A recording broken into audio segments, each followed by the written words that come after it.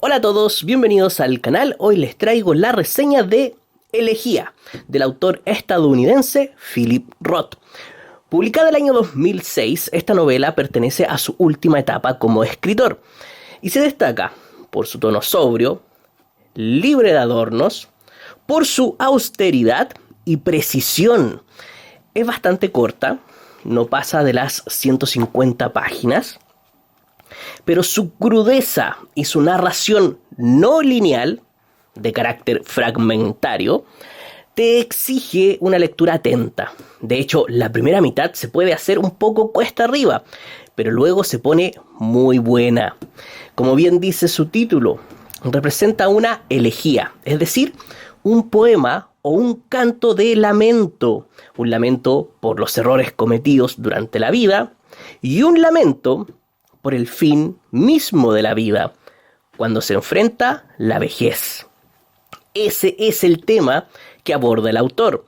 De hecho, su título original en inglés es Everyman, que significa hombre cualquiera, referencia que hace Roth al teatro medieval inglés, donde un personaje que representa a la humanidad se prepara para la muerte. Es por ello que el protagonista de Elegía carece de nombre. Nunca lo sabremos, porque es un hombre cualquiera que enfrenta el proceso del fin de su vida. Voy a leer un pequeño texto. Dice: se había casado 3 veces, había tenido amantes e hijos y un trabajo interesante en el que había triunfado, pero ahora eludir a la muerte parecía haberse convertido en el asunto central de su vida y la decadencia física en toda su historia. La novela comienza con el entierro del protagonista y la presencia en el cementerio de sus seres más cercanos. Es decir, la novela inicia con su muerte, situación que el autor aprovecha para presentar a los personajes que fueron clave para su vida. Nada más en la primera página te puedes dar cuenta de lo mucho que ha vivido esta persona con la sola presencia de esos personajes. Inmediatamente te surge la pregunta: ¿cómo pasó? ¿Qué sucedió? ¿Cómo llegó a este punto esta persona? A esta técnica de inicio se le denomina in media res, que significa en medio de las cosas o en medio de la acción. Este inicio, en medio de una situación, es lo que capta la atención del lector, creando misterio y dando pie para conocer la historia de este personaje que está en medio de su funeral. Historia que, narrativamente, es muy interesante, ya que retrocedemos en el tiempo para conocer la vida de este personaje, que Roth narra por medio de un narrador omnisciente. Ojo con esto, es un narrador omnisciente, pero de carácter limitado. ¿Qué quiere decir esto? Que el narrador se centra exclusivamente en la perspectiva del protagonista. Es decir, de él conoceremos todos sus pensamientos, reflexiones, contradicciones y miedos, pero no accederemos a los pensamientos de los demás personajes y solo los conoceremos a través del filtro de este protagonista anónimo. Este es un pequeño esquema. Les decía que a él, este es nuestro protagonista sin nombre, a él lo vamos a conocer muy bien, debido a que vamos a tener acceso a su mente, a sus cuestionamientos. Pero a los demás personajes del elenco, solamente los vamos a conocer por cómo interactúan con este protagonista. Así. Por lo tanto, conoceremos a los demás por sus acciones, por sus diálogos con él, por sus interacciones, por los recuerdos que él tiene de ellos. Esta limitación del narrador omnisciente nos hace creer que estamos leyendo un monólogo interior, pero en el fondo es una narración externa. Narrador y protagonista están superpuestos uno sobre otro. El narrador está sobre el protagonista. No lo puedo dibujar aquí porque no sé cómo hacerlo, pero si ven mi mano, el narrador está aquí. Es mi mano, está sobre el protagonista. ¿Ven? Lo que quiero decir es que la distancia entre ellos es mínima y se confunden, se tienden a confundir, lo que profundiza el tono existencial y universal de la historia, porque Roth quiere contar la historia de todos los seres humanos enfrentando la muerte, a partir de uno solo de nosotros, de este protagonista anónimo. Bien, entonces no solo quiere mantener ese carácter universal a través del narrador y de la ausencia del nombre del protagonista, también quiere que la vida de su protagonista sea lo más promedio posible, lo más común, algo difícil de lograr, pero al elegir situaciones de vida bastante promedio, bastante comunes, el autor logra dar con el tono.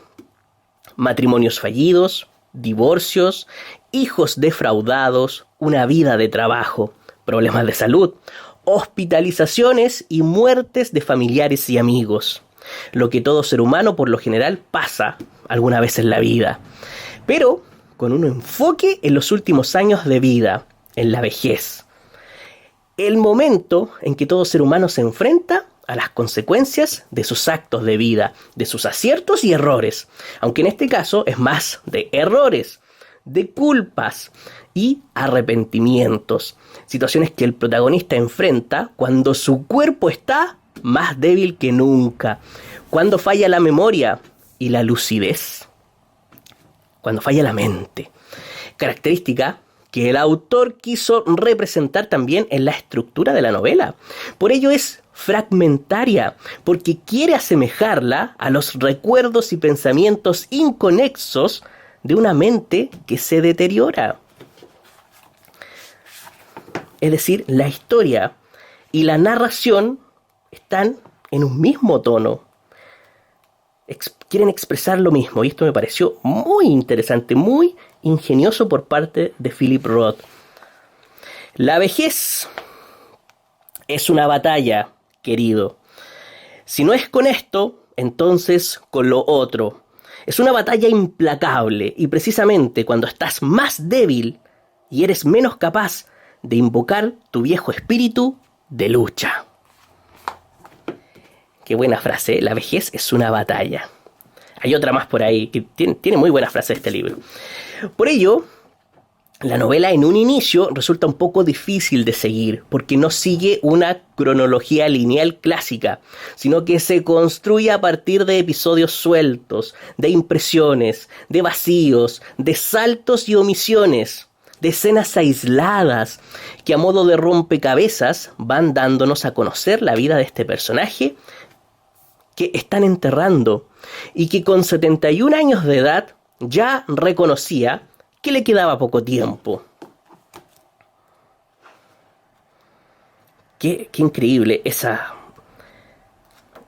llegar a ese punto en que sabes que ya no viene nada más y que solamente estás descontando días.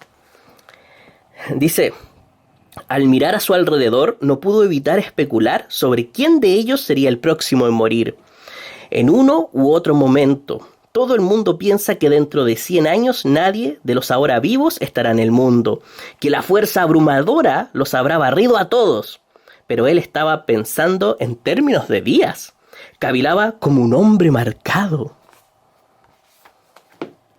Al simular el funcionamiento de la memoria con la estructura narrativa, Roth busca señalar que lo importante no es el orden, sino la intensidad emocional del recuerdo, porque la novela no busca la resolución de un conflicto, sino la contemplación de la vida humana ante el inevitable paso del tiempo, que todo lo destruye, creando así una atmósfera de resignación. Por eso resulta tan cruda esta historia, porque el autor nos enfrenta con la realidad perecedera de nuestra vida, con el proceso de muerte que todos deberemos enfrentar. Indudablemente tú la lees y te hace pensar en ese momento, lo hace. puede ser un poco fuerte esta historia. Porque es para ella como lo es para todo el mundo. Porque la fuerza más intensamente turbadora de la vida es la muerte. Porque la muerte es muy injusta. Porque una vez que has saboreado la vida, la muerte ni siquiera parece natural.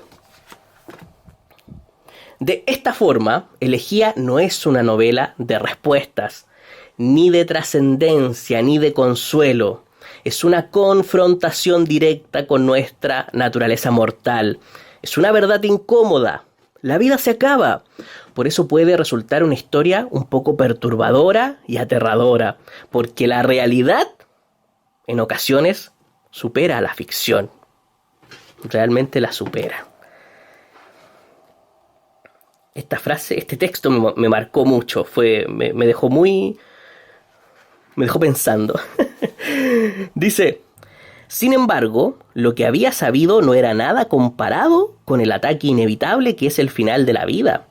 De haber sido consciente del sufrimiento mortal de cada hombre y mujer a los que había conocido durante sus años de vida profesional, de la dolorosa historia de pesar, pérdida y estoicismo de cada uno, de miedo, pánico, aislamiento y terror, de haber conocido cada cosa que les había sido arrebatada y que en otro tiempo había sido vitalmente suya, y la manera sistemática en que eran destruidos, está hablando de sus amigos, de sus cercanos, habría tenido que permanecer junto al teléfono todo el día hasta la noche, haciendo otro centenar de llamadas, por lo menos.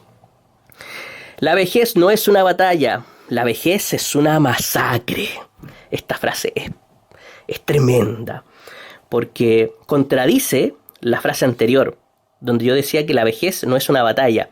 Perdón, donde Roth decía que la vejez era una batalla. No, es peor que una batalla, es una masacre. Ni siquiera vas a ganar, vas a pelear y vas a perder. Y de forma estrepitosa, es una masacre. Es muy fuerte este libro en ese sentido, muy pero muy fuerte. A mí me gustó mucho por ese tono existencialista que toma desde la segunda parte del libro en adelante. Como les decía en el inicio, puede que cueste un poco engancharse en la lectura por estas escenas inconexas, aisladas, que van flotando dentro de un supuesto monólogo que no lo es tampoco, porque hay un narrador externo que está sobre sobre el protagonista y que nos hace creer que es el protagonista y las voces se confunden. Literariamente es brillante y temáticamente te destruye. No, me encantó esta novela, muy recomendada. Espero que les haya gustado la reseña y nos vemos el sábado, porque el sábado hay video, así que los espero ahí. Saludos a todos.